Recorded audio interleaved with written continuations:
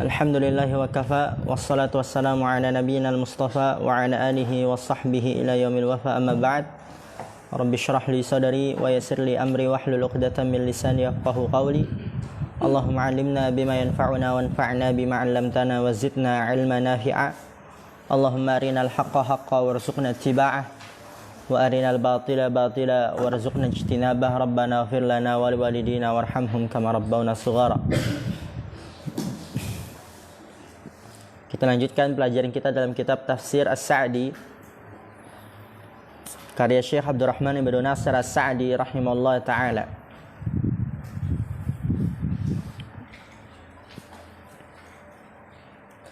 Dan kita masih lanjutan ayat sebelumnya, yaitu ayat ke-24.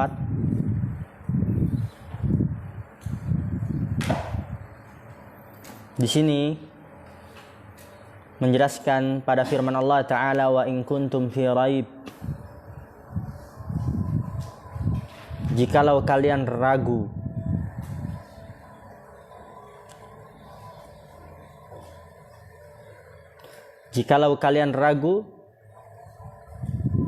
terhadap apa yang telah kami turunkan kepada hamba kita, ila akhirih. Perhatikan di sini kata Syekh rahimahullah Ta'ala, yang nggak tahu rakatnya dirakatkan, begitu juga terjemahannya. Dalilun ala anna alladhi yurja lahul hidayatu minad dalalati, ya, dalilun ala anna alladhi yurja lahul hidayatu minad dalalati huwa syakku al-hairu alladhi lam ya'rifil haqqa minad dalalati.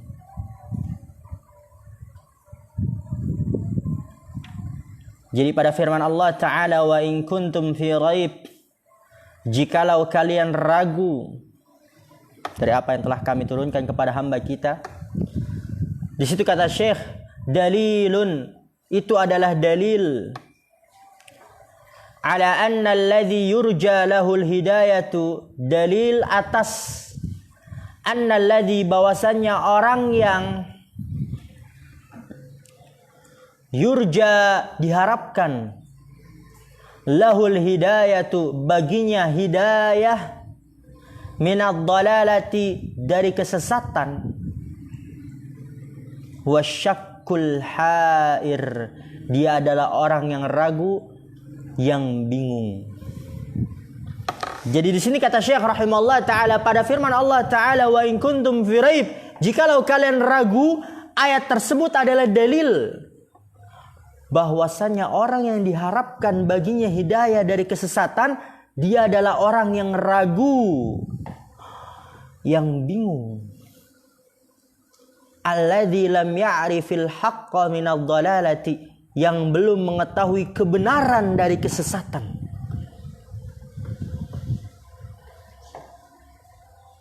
Jadi orang yang mendapatkan hidayah, diharapkan baginya hidayah, itu adalah orang yang dia ragu, belum mengetahui kebenaran.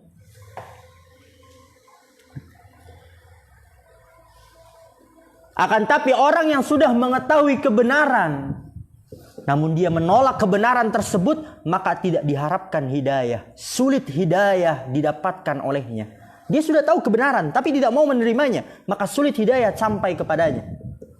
Tapi orang yang bingung, ragu, belum mengetahui hidayah, belum mengetahui kebenaran, maka akan lebih mudah ketika dia mengetahui kebenaran untuk mengambil kebenaran tersebut. Dalilun ala anna alladhi yurja lahul hidayatu minad dalalati huwa syakkul hair alladhi lam ya'rifil haqqa minad dalalah. Dalil atas bahwasanya orang yang diharapkan baginya hidayah dari kesesatan, dia adalah orang yang ragu, yang bingung, yang belum mengetahui hak dari kesesatan.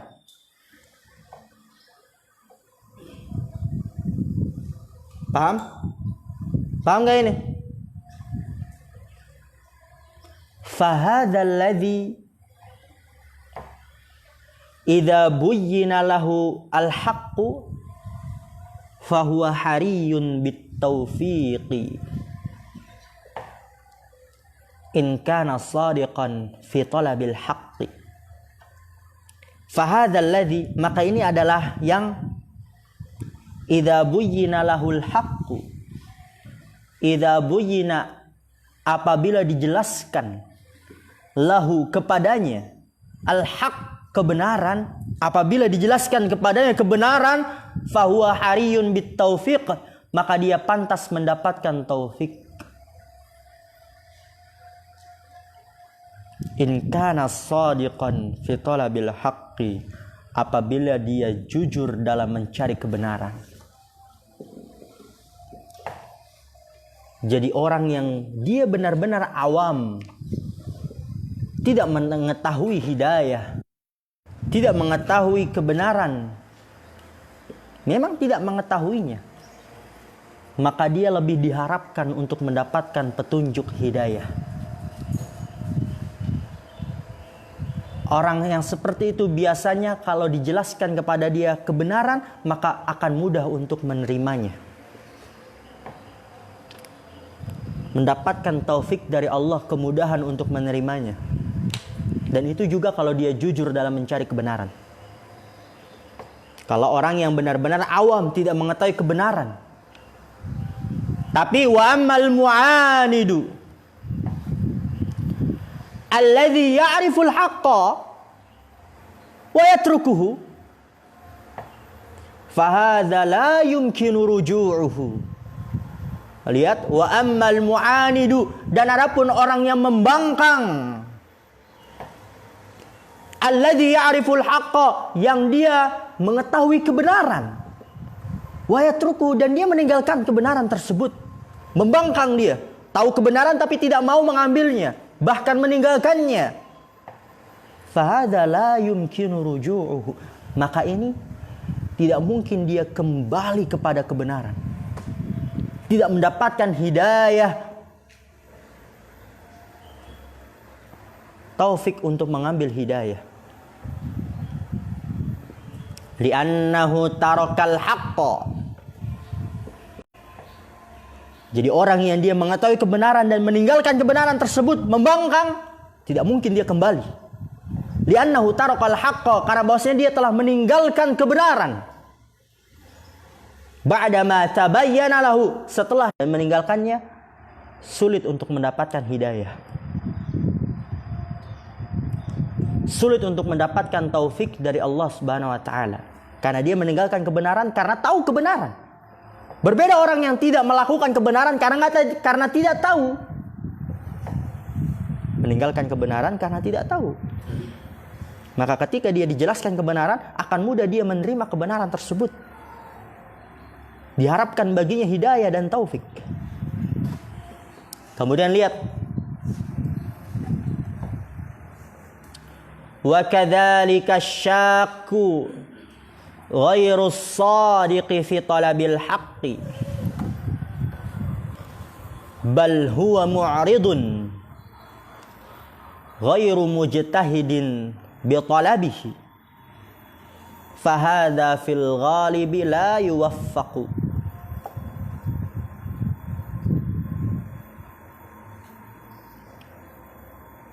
Wa kadzalika syak, dan begitu juga orang yang ragu, ghairus shadiq, yang tidak jujur, fi talabil haqqi, dalam mencari kebenaran. Ragu tapi dia tidak jujur dalam mencari kebenaran. Bal huwa mu'ridun, bahkan dia berpaling dari kebenaran. Ghairu mujtahidin bi talabihi, tidak bersungguh-sungguh dengan mencari kebenaran. Ghairu mujtahidin, tidak bersungguh-sungguh bi talabihi, dengan mencari kebenaran. Fahada fil ghalibi, maka ini kebanyakannya, fil ghalib kebanyakannya, la yuwaffaqu, tidak diberikan taufik. Berarti bersama kita sekarang ada 3 golongan.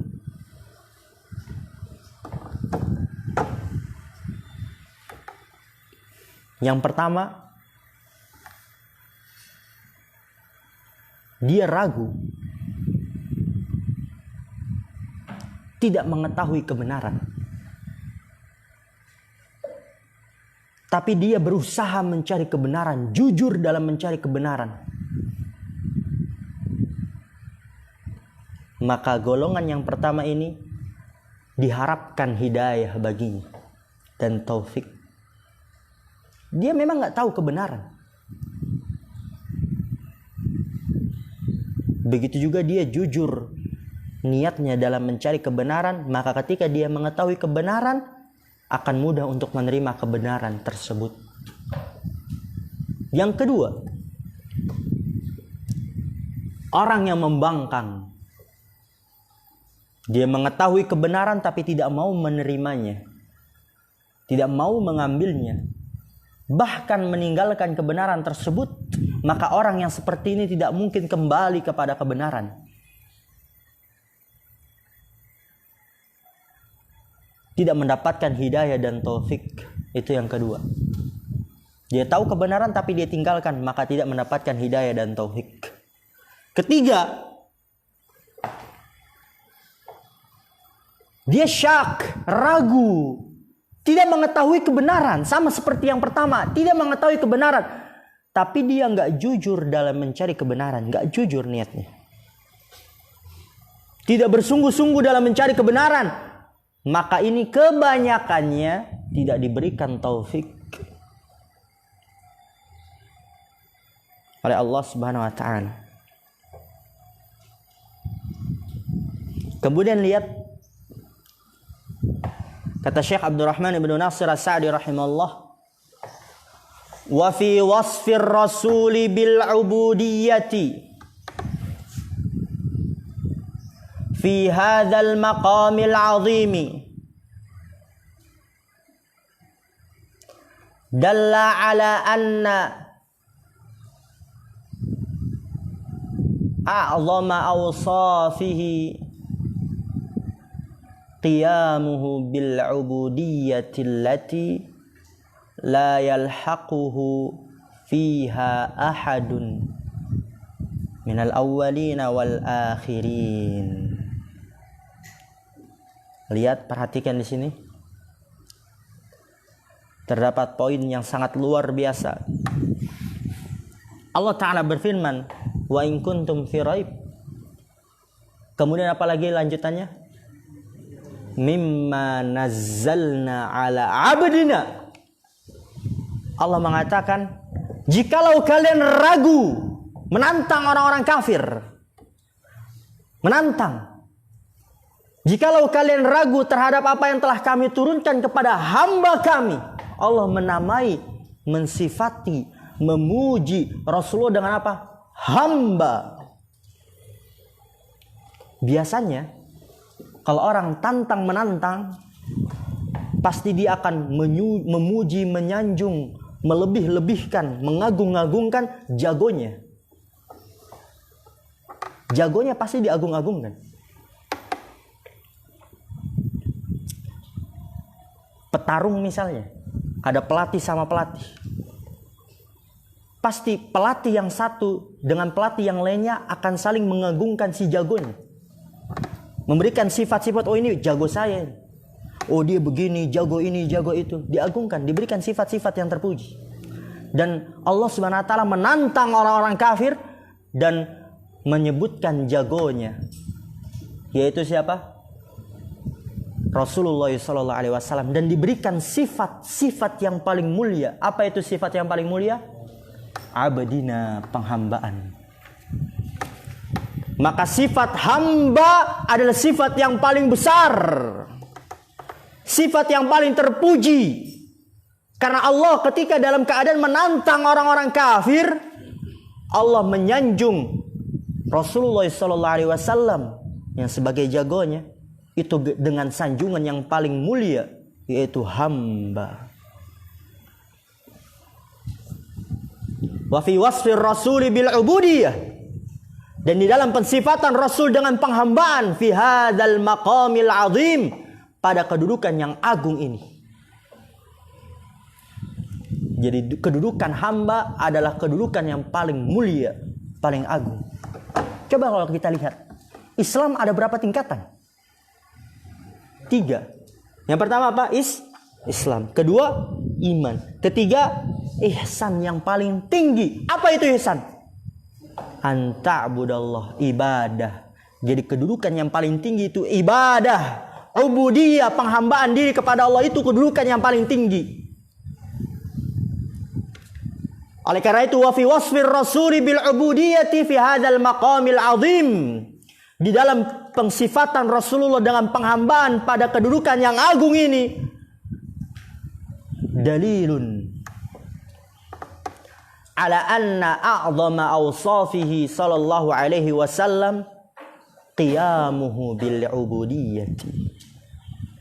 Dalilun itu adalah dalil atas anna a'zama awsafihi, bahwasanya sifat-sifat Rasulullah yang paling agung itu adalah qiyamuhu bil ubudiyyah. Penegakan Rasulullah dengan penghambaan. Sifat yang paling agung itu adalah penghambaan diri kepada Allah Subhanahu wa taala. Jadi salah orang yang mengatakan kalau dia sudah sampai derajat ini tidak perlu lagi ibadah. Nah, itu orang-orang sufi itu. Antum pernah dengar ada orang sufi yang mewalikan orang gila? Orang gila dikira wali karena dia memiliki keyakinan yang sudah mencapai derajat wali tidak lagi perlu beribadah. Dan itu keliru besar. Rasulullah SAW manusia paling bertakwa, manusia paling soleh, tetap beribadah kepada Allah. Bahkan di sini kita dapat mengetahui kedudukan yang paling besar adalah penghambaan diri kepada Allah Subhanahu wa taala. Qiyamuhu bil ubudiyyah. Allati la yalhaquhu fiha ahadun minal awwalin wal akhirin. Allati la yalhaquhu, yang tidak ada mendahuluinya. Mendahului Rasulullah fiha, di dalam penghambaan, ahadun, seorang pun, minal awwalin, dari orang terdahulu, wal akhirin, dan orang-orang yang terakhir. Nggak ada yang mendahului, melampaui, mengalahkan penghambaan diri Rasulullah SAW kepada Allah Subhanahu wa taala. Kama wasafahu bil ubudiyyati fi maqamil Isra'i. Kama wasafahu, sebagaimana Allah mensifati Rasulullah bil ubudiyyah, dengan penghambaan, fi maqamil Isra, pada kedudukan Isra wal Mi'raj. Isra wal Mi'raj itu adalah salah satu tanda-tanda Allah yang paling besar. Dan Allah menyebutkan nabinya dengan apa? Subhanalladzi asra bi abdihi, hamba. Hamba, maka dia adalah sifat yang paling agung, kedudukan yang paling besar. Kama wasafahu bil ubudiyyati fi maqamil Isra. Sebagaimana Allah mensifati Rasulullah dengan penghambaan di dalam kedudukan Isra. Subhanalladzi asra bi 'abdihi lailan. Maha suci Allah yang telah menjalankan di waktu malam hambanya. Begitu juga wa fi maqami tanzilil Qur'ani alaihi. Dan pada kedudukan turunnya Al-Quran kepada Rasulullah SAW. Turunnya Al-Quran itu adalah peristiwa yang sangat luar biasa. Ya azam, kum. Ya, turunnya Al-Quran itu adalah peristiwa yang sangat luar biasa. Bersama dengan itu Allah mensifati Rasulnya dengan abdihi. Tabarakalladzi nazzala al-furqana ala abdihi liyakuna lil alamina nadhira. Pada peristiwa yang besar, penurunan Al-Quran, penurunan firman Allah ke atas permukaan bumi, peristiwa yang sangat besar, dan Allah namakan Rasulullah dengan abdihi, hambanya, maka itu adalah kedudukan yang paling besar, penghambaan diri kepada Allah. Tabarakalladzi, maha suci Allah yang nazzala al-furqan, telah menurunkan al-furqan, yaitu Al-Quran, pembeda, ala abdihi, kepada hambanya, liyakuna lil alamina nadhira, agar menjadi peringatan, pemberi peringatan terhadap alam semesta. Mungkin ini yang bisa kita sampaikan pada pertemuan siang hari ini dalam kitab Tafsir As-Sa'di. dan Faruq dipersiapkan lebih lagi karena nanti banyak yang akan antum baca sebagaimana Yusuf. Subhanakallah bihamdika asyhadu an la ilaha illa anta astaghfiruka wa atubu ilaik. Assalamualaikum warahmatullahi wabarakatuh.